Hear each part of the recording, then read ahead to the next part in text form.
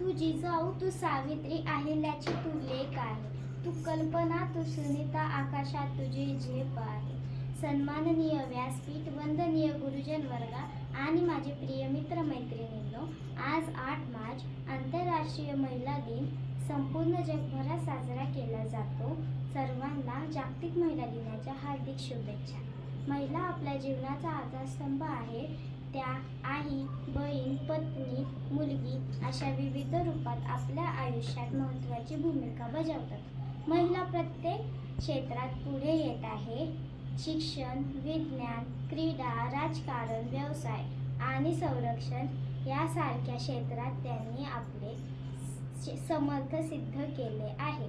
महिला दिन आपल्याला त्यांच्या संघर्षाची आठवण करून देतो आणि त्यांना अधिक संधी मिळाव्यात यासाठी प्रयत्न करण्यासाठी प्रेरणा देतो. महिलांना समानता, आदर आणि सन्मान मिळावा हीच खरी प्रगती आहे. चला या महिला दिनी आपण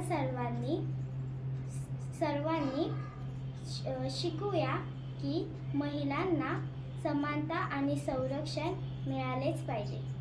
धन्यवाद.